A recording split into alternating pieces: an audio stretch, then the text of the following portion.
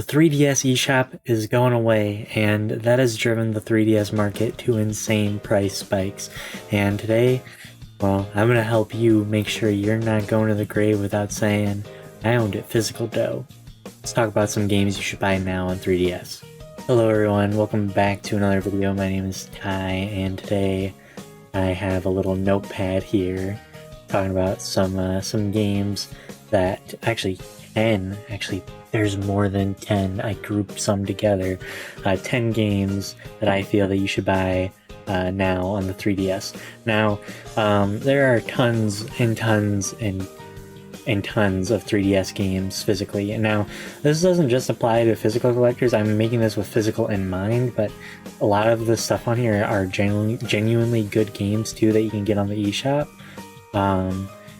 So, you know, that's open to anyone who wants to get some stuff on the eShop before that goes away, or if you want to emulate it, you know, there's that too. Because I picked out games that it's a mix of good games, or also games that have value, or games that may go up. It's really just my opinion list. I have another video, if I know how. It'll be popping up here, where I went on for a long time. This video hopefully be shorter than that one. That other video is like my thoughts, like really in-depth thoughts of games that should buy now and like why. So yeah, with that out of the way, let's get off with number one. Right off the bat, some of these will be repeats from that video, by the way, but I won't go too crazy in depth. Number one is Soul Hackers, Shin Megami Tensei Soul Hackers. This game right now, you can get like $50, $60 physically. That's something else I want to note. I tried not picking games that were like stupid expensive, like 100, 150, 300. Like there are a couple of really expensive 3DS games right now. Most of them are collector's editions or something like that. So I try to keep it below 100, though there is like, I'm looking at it right now, there's like one or two that are kind of up there, but we'll get to that when we get there. So yeah, Soul Hackers, Shin Megami Tensei Soul Hackers recently just got announced to get a sequel. This game, like I was saying, is about $50 right now, opened. You can also get it for like under 100 sealed if you're into sealed collecting. I think this game, once the sequel comes out, it's only going to keep ticking upwards. I mean, it's already shown to be ticking upwards in its price, but I think it is a good choice to get this game now. It also, I have not played it yet, but it does actually look pretty fun, so I'm very interested. Part of why I picked it up is because of the sequel, and I'm like, oh, well, might as well get it now before it becomes ridiculous, so there's that.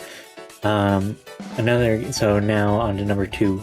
The second game I think you should pick up right now, WarioWare Gold. It's a great game, probably one of my favorite 3DS games. It's probably like one of the best WarioWare games. It has like a ton of older mini games that have been redone, and also a ton of new ones. It's like the ultimate WarioWare game. This game has like a big range right now, like $40 is like you can find it for $40, and it's a pretty good price to get it at. Some people are selling for 60, 70, 80. If it seems like it might be a repeat of the Wii U games case, Game & Wario is like a 90 to 100, probably even $120 game. And that's probably only going up because of the Wii U eShop closure. It's been a little while since I've looked at that. But yeah, WarioWare Gold, pick that up now. Like, it's a phenomenal game and definitely worth your money. I got so much playtime out of that. Three is more than one game. It's the Yokai Watch series as a whole. There is, like, in North America, there is 4, 5, 7 Yokai Watch games that I can think of. There's Yokai Watch 1, and then there's 3 versions of 2. There's Fleshy Souls and Bony Spirits and Psychic Specters. And there's Yokai Watch 3, and then there's Yokai Watch Blasters, White Dog Squad, and Red Cat Core. They all vary in prices. Yokai Watch 1 is like, you can get for like $5-10, and then kind of the same with the Bony Spirit and Fleshy Soul. You can get that for like $15-$20, pretty average price. But then we get really expensive, and this is probably the second most expensive, or the most expensive stuff on this list actually. Psychic Spectre is like 80 to 120. 3, I honestly don't feel confident in giving a good price on. It's like it's probably inching to 200 would be my guess for 3. I mean, right now you can find some for like 150. I got lucky and I got mine. Shout out to Botox Media for like 105 sealed. I mean, it's kind of there. See, especially after Psychic Spectre is a rare game, which is why it's rare. They only got rarer after that, so 3 and White Dog Squad and Red Cat Corps. Honestly, if you want like to have this series that may be kind of dead here in North America, or dead in general, it's probably going to be wanted later down the line, because it was a big deal. So it'll probably keep its value. If you see any of those games, just pick it up. I mean, the market for these are just so unknown because there's so little of them, so whoever owns them kind of controls it. Especially for Red Cat Corps and White Dog Squad, Yokai Watch Blasters, there is like none online. Like a handful. So if you're looking to figure out where you should start with, if you want rare 3DS games, there you go. That's a good place. Alright, moving on is Project X Zone 1 and 2. I've talked about these in length. Same with Yokai Watch, honestly, in my other video.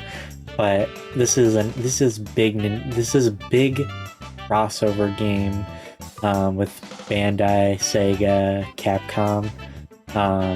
And the sequel, it has Nintendo characters in it. It has Fire Emblem and Xenoblade character from Xenoblade and Fire Emblem characters, to my knowledge.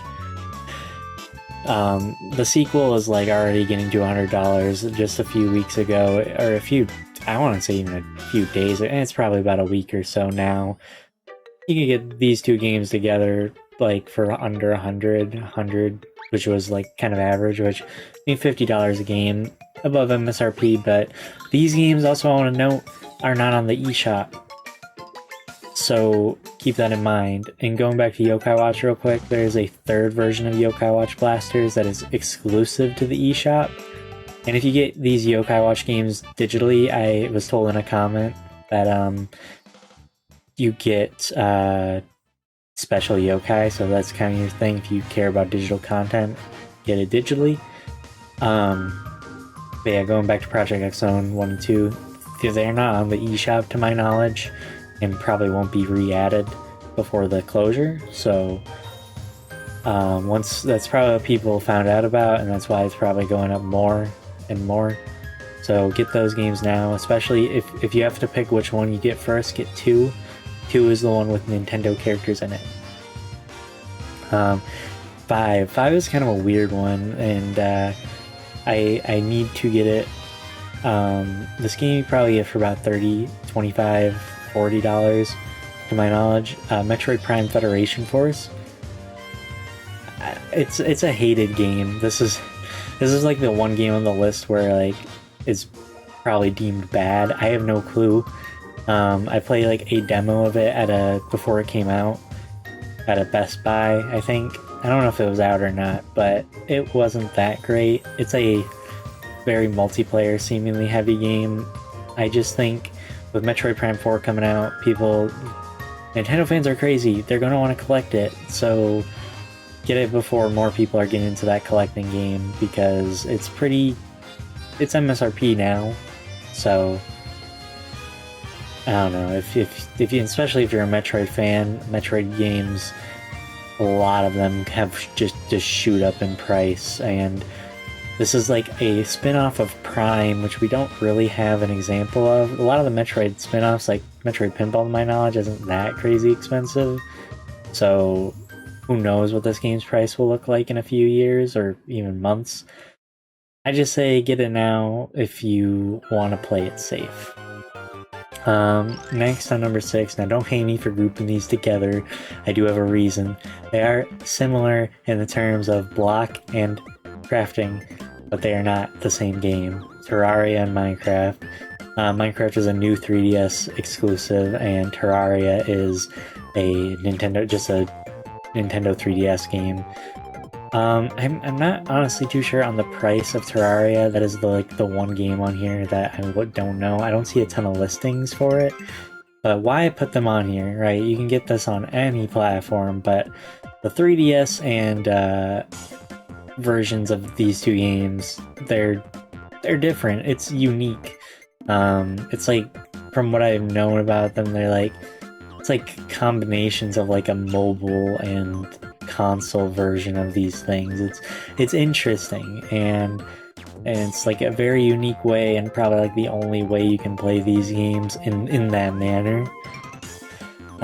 They also have both very dedicated fan bases and don't show any time of really going away soon, so I would say, especially if you really like these games, that you just, if you want a cool collectible, it's unique. That's why it's on here. It's unique. I have no clue if these games will ever go up in whatever price they are now, but they're different, and I kind of like that for that reason. So that's why they're on here. I would guess, I know Minecraft's about like 20 to 30.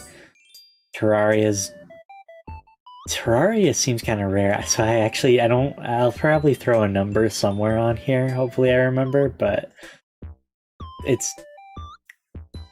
again, they're unique. Number 7 is it's probably like one of the only like big Nintendo names on here, aside from Metroid. But that's like a spin-off. This is a spin-off, but of Pokemon game Detective Pikachu. This game hasn't gone up crazy in price. I know I've heard it's kind of average. It's people haven't really raved about it. It's like 30, you can get it for like $30, 30 to 40. I think this game is definitely going to raise in price by a lot. It will get a Switch port, to be fair, so I don't actually know the total state of what this game will be at. But they said they're making it on the Switch, and then they're also getting a sequel on the Switch too. Detective Pikachu 2. I swear I remember they saying that Detective Pikachu 1 will also be on the Switch in the future. I don't know if that'll ever happen. That was a long time ago. So they recently did say they're still doing Detective Pikachu 2, so it might be a worthy investment. I would say the amiibo is for sure, and I mean, that might also get reprinted, but that's besides the point. I think it's something being slept on right now. Pokemon always holds its value, so if you get it, probably won't be worth less than whatever you got it for. Next on here is Bravely Default 1 and 2. Actually, no, Bravely Default 1 and Bravely 2nd. I don't know if that's a sequel. Don't hate me. I haven't played them. I just know that Square made another one on the Switch, so it seems like they don't show any time of slowing down on this series, possibly. So I would say pick them up. They're about $50 a piece right now, so not too bad. They seem like people love these games, or at least I've heard nothing but really great things about them, so they might become your own favorite game, who knows. But I just thought that they would throw them on here because I think they will probably not get a port. I would think that if they would have already before Square Enix released a sequel on the Switch. Yeah. Or third game? I don't know, it's third entry into this series on the Switch. I feel like it would have already happened by now, and it has not. Okay, 9 is one I feel like I've heard nobody talk about, and it's Rayman 3D. It is a remake or remaster. I don't really know. It's hard to say what a remake is when it's on the 3DS, because it's like, in a way it looks better than the original, in a way it doesn't because it looks all pixely. But Rayman 3D is is a reimagining of 2 from the Dreamcast, I believe. Rayman at the moment is a dead series, yes. I feel like it's only a matter of time before he does come back eventually. Who knows when, but there is a demand for it. And I think with that demand, we definitely will see an increase in prices of Rayman games. Like, I don't know how big this game will shoot up, but to my knowledge, this game, Rayman 3D, is only on the 3DS. And right now it's like $20. I don't think it would be a harmful investment if you like to own valuable games. I think it has a chance at shooting up. Now if Rayman comes back and it does shoot up, I don't know if it would stay that high. It might be just like a sudden spike, but even if it spikes, it probably won't dip past whatever you bought it for, especially if you buy it at $20. I just think that it will hold its value. It's also pretty fun. It was an early 3DS game. It might have been a launch title. Don't quote me on that. But I remember having it. I don't know if I ever finished it, but I did play it, and I remember enjoying my time. So it's cool. And if I remember correctly, it did actually make pretty good use of the 3D. So if you have a 3DS and not a 2DS, also a good game. The last one on here is Ever Oasis. This is a pretty expensive game, probably like around $80 to $100 right now. I remember being so bored during the Treehouse when they showed this off, but I've heard it's actually pretty cool, and it's probably never getting a port. It's probably a dead IP because it released under the Switch's life cycle, I believe, or close to it. It failed. It'll probably be one of those like hidden gems for 3DS, and a lot of hidden gems for any console always ends up being expensive. So if you want it, get it now while it's already expensive before it gets more expensive. That was a lot of games.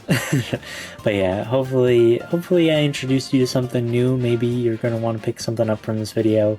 I myself personally, I still need to get Minecraft and Terraria. There's actually a lot of the games on the list, aside from honestly, the first 4 I listed. I need all of them, so gonna have to be breaking that bank.